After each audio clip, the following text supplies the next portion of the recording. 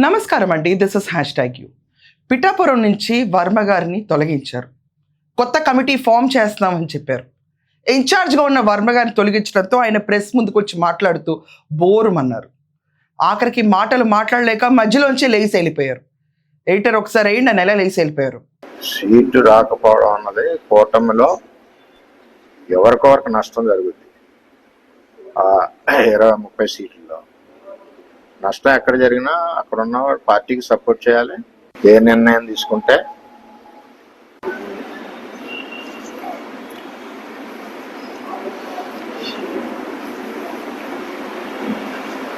పిఠాపురం అంతా తెలుగుదేశం పార్టీకి క్రమశిక్షణగా వాళ్ళు ఇచ్చిన ఆదేశాల ప్రకారం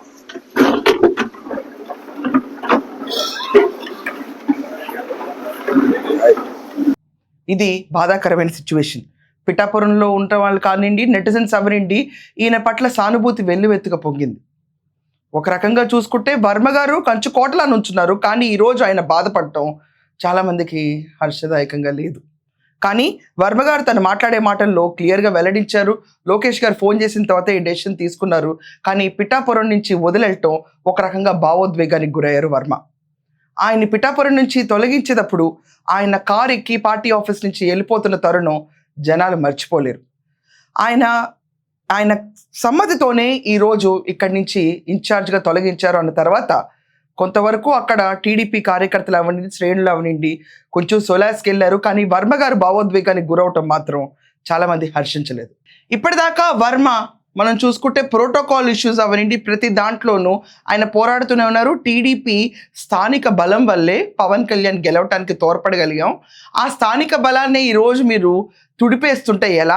బ్యానర్లు, పోస్టర్ల మీద చంద్రబాబు నాయుడు గారు అంటే అఫీషియల్ ఈవెంట్స్లో ఆయన ఫోటో కూడా లేకుండా చేస్తుంటే ఎలా అని చెప్పిన విషయం పైన ఎప్పటికప్పుడు వార్తల్లో ఎక్కుతున్నారు వర్మ. ఇదంతా కాకుండా పిఠాపురంలో ఒక రకమైన సీన్ క్రియేట్ అవుతుంది. జనసేన వర్సెస్ టీడీపీ అని. యాక్చువల్లీ కూటమి 15 ఏళ్ల పాటు సుస్థిరంగా అలాగే ఉండాలి, చంద్రబాబు నాయకత్వంలో మేము పనిచేస్తాము అని చెప్పి పవన్ కళ్యాణ్ గారు చాలాసార్లు ఉద్దేశించి చెప్తున్నా, పిఠాపురంలో మాత్రం వర్మ గారి వల్ల అవనండి, లేకపోతే జనసేన వాళ్ళ వల్ల అవనండి, ఈ పర్టిక్యులర్ బ్రాకెట్ ఏదైతే వాళ్ళు పెట్టారో 15 ఏళ్ల కూటమి ఆ ఎస్టాబ్లిష్ స్టాండర్డ్కి భగ్నం కలుగుతుంది. ప్రతిసారి జరుగుతూనే ఉంది. సో ఈరోజు టీడీపీ సంచలన నిర్ణయం తీసుకుంది. పిఠాపురం వర్మ గారిని అక్కడి నుంచి ఇన్ఛార్జ్గా తొలగించేశారు. ఇది అతిపెద్ద సంచలనం. వర్మని ఆల్రెడీ డినై చేసి పవన్ కళ్యాణ్ గారికి సీట్ ఇచ్చి అక్కడ గెలిపించారు. కాపు కులానికి అక్కడ ఓట్లు ఎక్కువ పడతాయి. వర్మ చాలా శ్రమించి పార్టీ కోసం బలోపేతం చేస్తే ఆ స్థానంలో పవన్ కళ్యాణ్ గారు నుంచోబెట్టినప్పుడు వర్మ తన ఫుల్ ఎక్స్టెంట్ సపోర్ట్ కూడా రెండర్ ఇచ్చారు. He has helped him win. This is fact.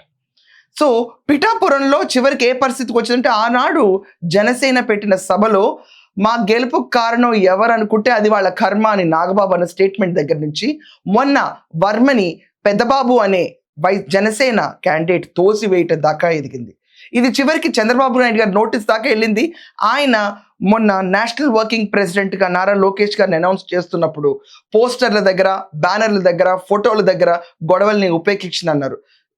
Editor గారు ఒక్కసారి ఇక్కడ అదే విజువల్ కూడా వేయండి. మళ్ళీ కోరుతున్నా, చిన్నపాటి కలహాలు కూడా రాకూడదు. ఫ్లెక్సీల దగ్గర, ఫోటోల దగ్గర, కుర్చీల దగ్గర.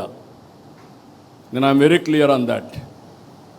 ఎవరో ప్రధానమంత్రి వస్తే నన్ను సెక్యూరిటీ పక్క దోస్తాడు. అతనికి తెలియదు, అతను డ్యూటీ ఆయన చేస్తాడు. దానిపైన నేను ప్రధానమంత్రి గారి దగ్గరికి వస్తే నన్ను చేశారనుకుంటే తప్పు అవుతుంది. ఈ విషయాలు మీరు గుర్తుపెట్టుకోవాలి. చంద్రబాబు నాయుడు గారు అంత సీరియస్గా తీసుకున్న తర్వాత ఎక్కడ ఎలాంటి ఇష్యూస్ జరగకూడదు, ప్రోటోకాల్ ఇష్యూస్ రాకూడదు, ఇక్కడ కూటమిలో ఉన్న మనందరం దానికి సరిపడా బిహేవ్ చేయాలి అని చెప్పిన తర్వాత అక్కడితో ఇష్యూ సమస్య పోయింది అనుకున్నారు. కానీ ఈరోజు కసరత్తు మొదలైంది. టీడీపీ అక్కడ కొత్త కమిటీని ఏర్పాటు చేయడానికి ముందస్తుగా తీసుకున్నారు. అక్కడ వీలైనంత త్వరగా కమిటీ ఏర్పాట్లు చేయడానికి టీడీపీ ముందడుగు వేస్తుంది. కానీ ఈరోజు పొద్దున్నే వర్మని అక్కడి నుంచి తొలగించి పిఠాపురంలో ఆయన కేసే లేకుండా చేశారు. టీడీపీ కమిటీకి హెడ్గా ఉన్న ఆయన, టీడీపీ కార్యాచరణకి ముందస్తుగా ఉన్న వర్మకి ఇది నిజంగా ఒక సాడ్ డే. ఫ్రాంక్లీ స్పీకింగ్, కూటమిలో ఉండొచ్చు, కూటమి నియమాలు పాటించవచ్చు, కానీ చూసే ఆన్లుకర్స్కి మాత్రం వర్మని తీయటం మాత్రం అంత సబబా? ఈ విషయం పైన చాలా భిన్నాభిప్రాయాలు వస్తున్నాయి. వర్మని అక్కడ జరిగిన విశ్లేషణకి తోసివేయి పడ్డదానికి, అతను టీడీపీ కోసం మాట్లాడిన దానికి ఆల్రెడీ మనం చూసుకుంటే వర్మకి తగు స్థానం కలిగిస్తాము అని ముందు నుంచి అన్నారు. అంటే ఎమ్మెల్సీ కావనండి ఏదో రకంగా. కానీ ఎమ్మెల్సీ టికెట్ కూడా నాగబాబు గారికి ఇచ్చారు. పవన్ కళ్యాణ్ గారికి డిప్యూటీ సీఎం, అక్కడ ఎమ్మెల్యే గెలిచారు. తర్వాత నాగబాబు గారికి చూసుకుంటే ఎమ్మెల్సీ టికెట్ ఇచ్చారు. కానీ వర్మ గారికి ఎక్కడా ఆశాజనకంగా కనిపించలేదు. ఇలాంటి సిచ్యువేషన్లో టీడీపీ కోసం పోరాడుతూ చంద్రబాబు నాయుడు గారి క్యాడర్ మేము ఉండి పనిచేయటం ఇదే కదా అని చెప్పిన తరుణంలో వర్మని ఈరోజు అక్కడి నుంచి తొలగించడం అనేది పిఠాపురంలో చాలామంది జీర్ణించుకోలేని విషయంగా తయారైంది. ఎందుకంటే వర్మ గారిని అక్కడ మెచ్చుకునే వాళ్ళు, ఆయన ఫ్యాన్స్ చాలామంది ఉన్నారు. వాళ్ళందరినీ ఈరోజు పిఠాపురం నుంచి వర్మ గారిని టీడీపీ హెడ్గా తీసేస్తున్నాం అన్న మాట ఒక డిస్ట్రెస్టబుల్ మూమెంట్ కలిగింది. బట్ యాజ్ అ టోటల్ ప్యాకేజ్గా చూస్తే మాత్రం ఇక్కడి నుంచి పిఠాపురంలో అంటే ఆల్రెడీ పవన్ కళ్యాణ్ గారు జనసేన కాపుకుల నుంచి ఉన్నారు. అట్ ద సేమ్ టైం ఇక్కడ కాపుకుల నుంచి పిఠాపురంలో వర్మ గారు, వీళ్ళిద్దరి మధ్యలో క్లాషెస్ లేకుండా ఏకపద్యంగా ఇంకా పిఠాపురం అనేది జనసేన పవన్ కళ్యాణ్ గారికి అంకితం అవుతుంది. అండ్ వర్మ గారి పొజిషన్ ఏంటనేది ఇప్పుడు ఒక డైలమాలో పడింది. ఎందుచేతంటే ఆ రోజు ఆయన గెలిపించడానికి ఆయన స్థానాన్ని ఆయనకి అప్పగించి చేతులు కట్టుకు నుంచున్న వర్మ గారిని ఈరోజు తీసేసిన తర్వాత డెఫినెట్లీ బాబు గారు మంచి పొజిషనే ఇస్తారు, ఆదరిస్తారు. బట్ ఇలా తీసేయటం, ఒక పొజిషన్ ఇవ్వకముందు అనేది కొంచెం డిస్టెస్ట్ మూమెంట్గా ఉంది. కానీ వర్మకు మాత్రం ఇది పెద్ద షాక్. టీడీపీ కోసం అంత ప్రాకులాడిన వర్మ చిన్న విషయం కోసం కూడా బాబు గారి ఫోటో గురించి కూడా, అంటే ప్రోటోకాల్ ఇష్యూస్ అండి అక్కడ జరిగినాయన్నీ. ఇంకా పరస్పరంగా పర్సనల్ ఇష్యూస్ ఏం లేవు. పవన్ కళ్యాణ్ గారి అగేన్స్ట్గా ఏమీ నడపలే అక్కడ. జస్ట్ ప్రోటోకాల్ ఇష్యూస్ చిలికి గాలివానగా ఈరోజు వర్మని అక్కడి నుంచి తొలగించారు. So it's a complete hub for Janasena. Varma గారికి ఏం న్యాయం జరుగుతుందో వేచి చూడాలి.